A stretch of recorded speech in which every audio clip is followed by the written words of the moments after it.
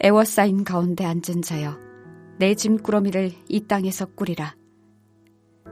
여호와께서 이와 같이 말씀하시되, 보라, 내가 이 땅에 사는 자를 이번에는 내던질 것이라. 그들을 괴롭게 하여 깨닫게 하리라 하셨느니라. 슬프다 내 상처여, 내가 중상을 당하였도다. 그러나 내가 말하노라. 이는 참으로 고난이라. 내가 참아야 하리로다.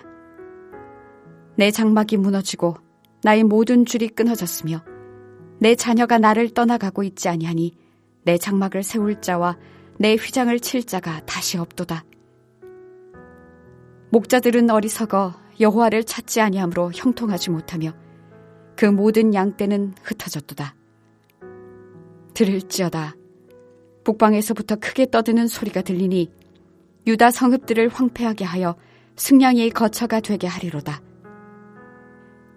여호와여, 내가 알거니와 사람의 길이 자신에게 있지 아니하니 걸음을 지도함이 걷는 자에게 있지 아니하니이다.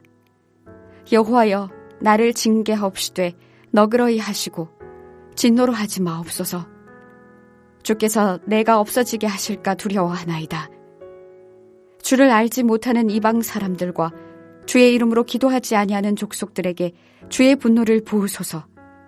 그들은 야곱을 씹어 삼켜 멸하고 그의 거처를 황폐하게 하였나이다 하니라.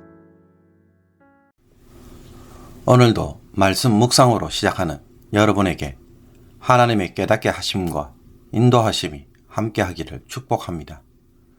말씀을 묵상하는 것은 교훈을 찾고 적용하는 일이기에 때론 교훈을 찾는 일에 너무 집착할 때가 있습니다. 그러나 말씀 묵상은 말씀 가운데 하나님이 누구이신지를 깨닫고 그분의 마음을 아는 것이 무엇보다 중요합니다. 그러므로 조급하게 읽지 마시고 말씀을 여러 번 천천히 읽으면서 한 구절 한 구절씩 주목하며 하나님이 무슨 의미로 말씀하고 계시는지 느낄 수 있기를 원합니다. 오늘 본문 첫 구절인 17절을 보면 애워싸인 가운데 앉은 자여, 내 짐꾸러미를 이 땅에서 꾸리라 라는 말씀으로 시작합니다. 왜 그렇습니까? 22절을 보니 북방에서부터 크게 떠드는 소리가 들리면서 유다 성읍을 황폐하게 하고 덜짐승이 거하는 곳으로 유다를 만들려고 하기 때문입니다. 하나님은 이 땅에 사는 자들을 내쫓아서 유배를 보내기로 결정하셨기 때문입니다. 아무리 선지자를 통해 회개하고 돌아오도록 이야기를 해도 깨닫지 못하고 자기의 길을 걸으려는 백성들에게 하나님이 행하시는 마지막 처방입니다. 유다의 죄악에 대한 심판이지만 이것을 하나님의 처방이라고 말하는 이유는 하나님이 유다로 하여금 깨닫게 하기 위해 하시는 일이기 때문입니다. 예레미야는 예루살렘에 임할 환란이 매우 심각한 상처가 되어 도저히 나을 것 같지 않음을 깨닫고 심히 괴로워합니다. 이런 고통쯤은 참을 수 있다고 생각하지만 이제 예루살렘 성과 성전이 무너지면 회복 불가능한 상태가 될 것이기 때문입니다. 하나님은 예루살렘이 이 지경에 이르게 된 것은 유다 지도자들의 잘못에 있음을 지적합니다. 그들은 하나님을 경외하지 않고 자신의 정치적 이익에만 몰두했기에 백성들이 다 흩어지게 된 것입니다. 그런데 이런 유다 지도자들과 달리 예레미야는 이 상황에서 어떤 모습을 보여줍니까? 하나님이 유다에 대한 심판을 돌이키지 않을 것을 알았음에도 불구하고 유다 백성들을 위해 기도합니다. 이상합니다. 이미 확정된 하나님의 뜻이고 유다의 운명인데도 굳이 기도할 필요가 있을까요? 이런 상황에서 예레미야는 모든 것을 하나님의 공의로운 징계로 받아들입니다. 징계 자체를 거부하지 않습니다. 사람의 운명은 자기가 아닌 하나님의 손에 있음을 깨닫기 때문입니다.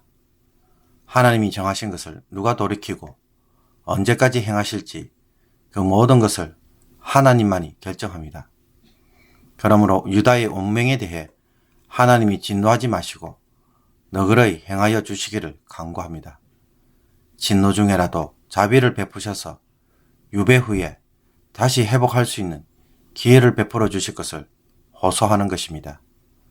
그러나 유다를 대적하는 자들에 대해서는 예레미야는 그들에게 혹독한 심판을 행하여 주기를 간구합니다. 그 이유는 그들이 하나님의 백성인 유다를 삼켜 그 땅을 황무지로 만들었기 때문입니다. 하나님의 백성의 죄악에 대해 이런 심판을 받았다면 그들의 죄악과 하나님의 백성에 대한 이와 같은 재앙 역시 결코 피해갈 수 없기 때문입니다. 오늘 우리가 읽은 본문은 많은 교훈들을 주고 있습니다.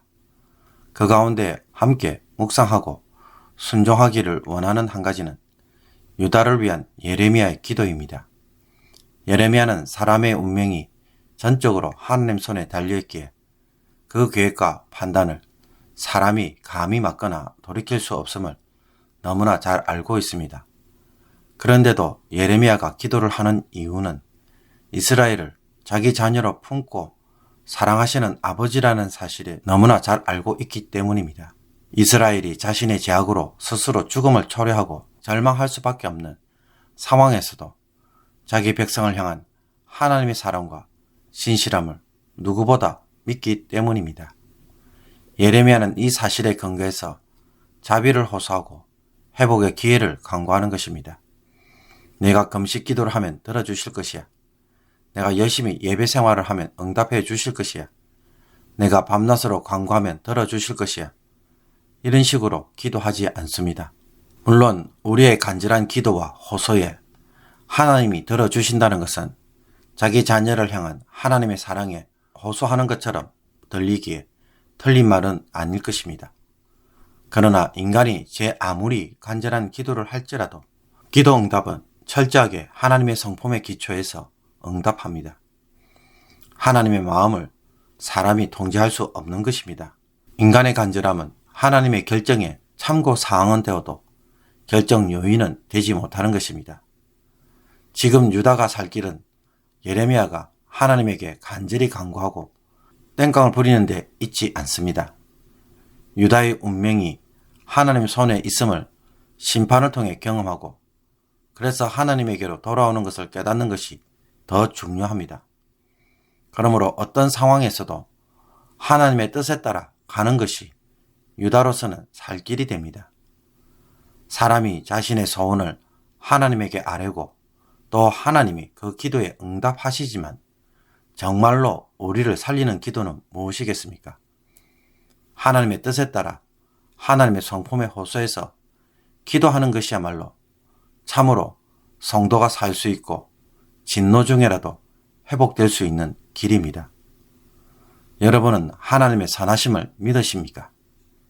그분이 우리를 위해 하시고자 하는 것이 최고의 결정이고 최선의 일임을 믿으십니까? 무작정 내가 원하는 대로, 내가 하고 싶은 대로 기도하는 습관이 있다면 조금씩 바꾸는 것이 필요합니다. 영적으로 성숙해 간다면 아버지의 뜻이 내 기도가 되어야 할 것입니다. 그 속에서 하나님의 사랑과 성품을 경험하는 것이 우리를 이 세상에서 구원하신 목적이고 하나님의 자녀들이 누리는 특권이 될 것입니다. 그러므로 하나님의 뜻대로 하나님의 성품을 따라 오늘도 기도함으로써 하나님이 우리에게 행하신 그 놀라운 은혜와 사랑이 여러분의 몫으로 주어지기를 주님의 이름으로 축복합니다. 기도드리겠습니다. 자비와 긍휼의 하나님 아버지, 죄인을 향한 하나님의 심판도 깨닫기 위해 행하시는 일임을 오늘 저희들이 알게 되었습니다. 고난을 통해 원망하는 자들이 되지 않게 하여 주옵시고 징계를 받아들이고 하나님의 주권을 체험하며 신뢰하는 법을 배워가게 하옵소서. 그래서 점점 하나님의 뜻대로 기도하는 것이 즐겁고 우리의 삶에서 가장 잘하는 일이 되며 최고의 선택이 되는 것을 누리게 하여 주옵소서.